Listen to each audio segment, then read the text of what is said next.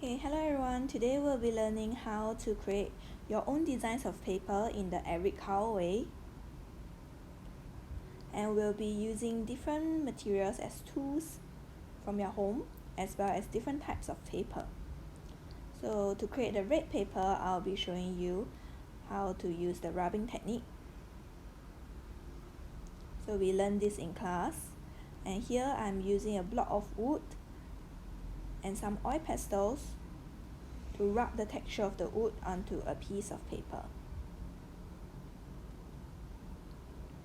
So if you don't have oil pastel at home, you can also use your color pencil or even lipsticks if you have.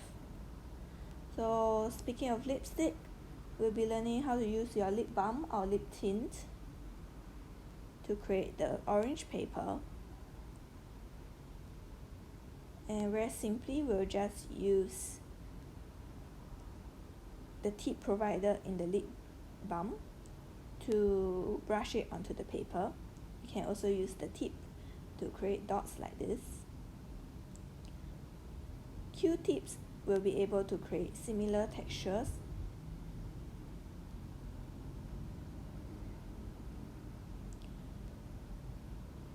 When making the yellow paper, I actually use some yellow colored paper that I found at home. And here I'll be using poster color paint.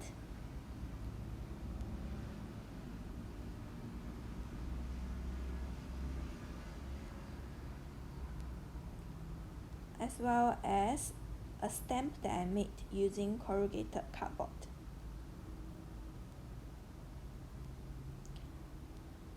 So this will act as a stamp to transfer the ink onto my paper. So you can also make a tool like this using corrugated cardboard that you can find at home, perhaps from shoe boxes or electronic boxes. And you have to tear off one side of the cardboard. And then you roll it up. Tape it in place and you'll be able to use it as a stamp.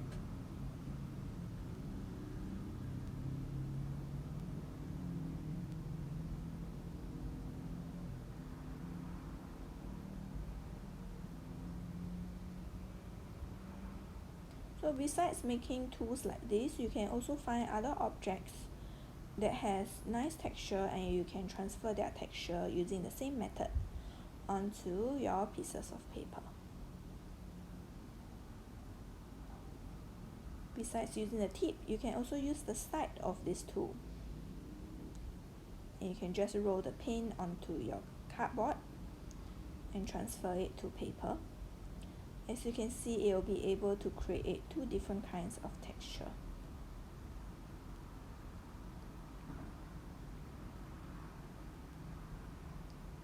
For the green paper, what I'm showing you here is actually soft pastel, and basically they are compressed powders. But most of you will not have soft pastel at home, so if you have old eyeshadow at home, it will work similarly well. Just use your fingers to rub the powder onto paper.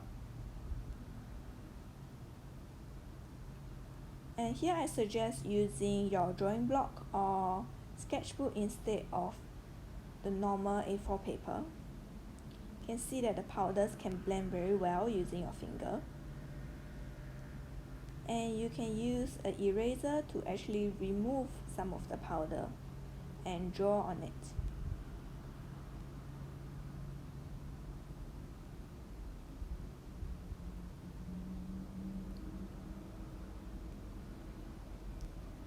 So this is my end product.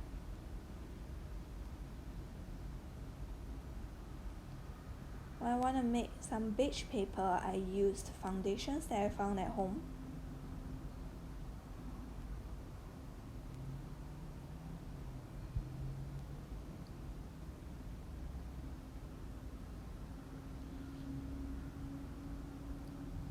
And here I'm using a sponge to pick up the color and transferring it onto a piece of paper. You can see that the texture of the sponge is captured nicely onto the paper. Here I'm also using a sponge, but instead of foundation, I'm using poster color paint again.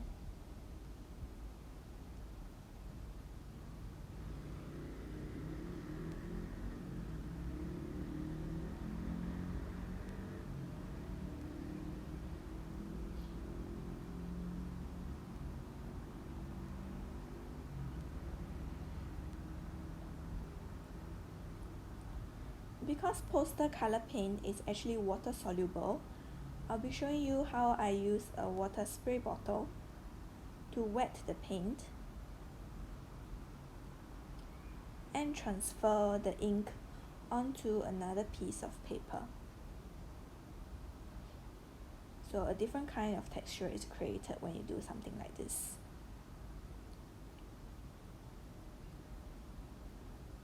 We continue using water, and this time we'll be using some watercolor pencils as well as water-based markers.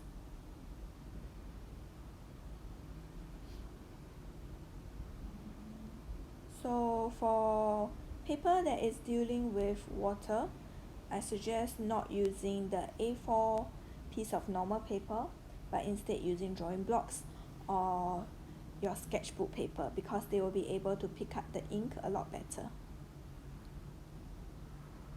So because your watercolor pencils are made out of watercolor, when you add water to it, it will dissolve and you can let the ink run. You can also continue to rub onto the wet surfaces and leave it aside to dry. When using the water-soluble markers, I think tissues actually work very well to dissolve the ink. So only water-soluble markers will be able to work in this way. If it's oil-based or alcohol-based, it will not dissolve.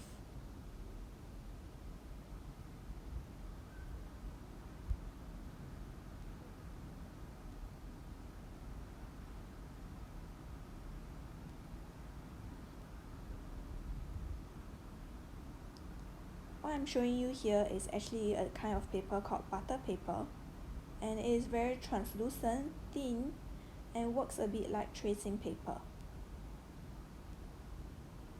So I'll be showing you how you can use cling wrap to create a different kind of texture. So we'll be using the same marker, rub it onto the cling wrap, spray some water on it to wet it,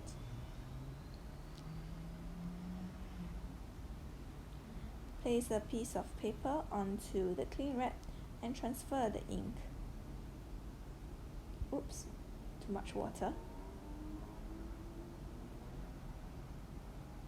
You can also shift the cling wrap around and let this dry before you peel it off.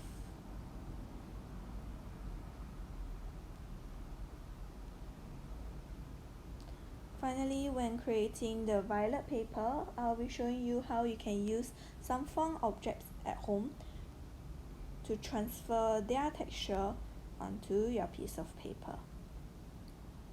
So here, remember we used bubble wraps in class to make transfers. Instead of using the stamps that we had in class, I'm using the markers once again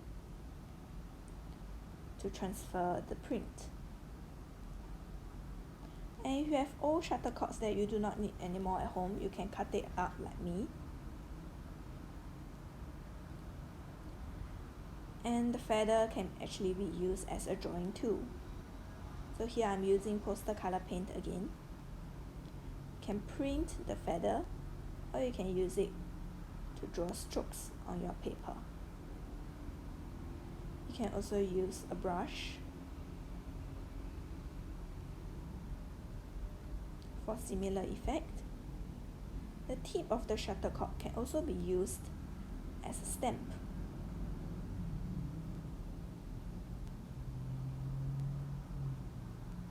Old toothbrushes will also be able to give you that brushy effect.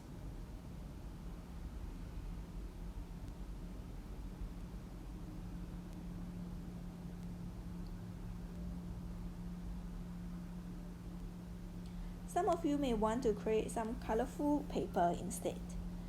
So here I suggest that you can just put all your color pencil into a bunch and just draw freely onto the piece of paper.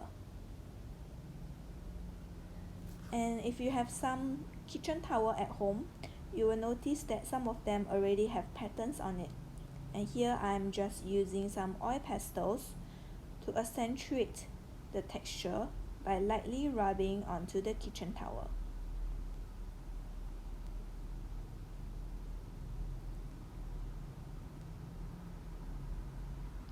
And finally, you just need to trim all your different pieces of paper.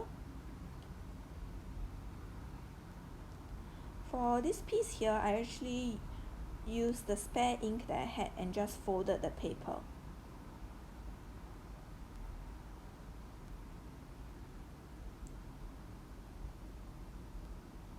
So you can see that they created different kinds of texture. And all this paper will be ready to use to make your collage. So in summary, we actually only use 3 simple techniques throughout this tutorial. Firstly, rubbing, which we already learned. Secondly, transfer, which we also learned. And thirdly, using materials that already have a texture with them and making use of the texture to draw and create different effects onto paper.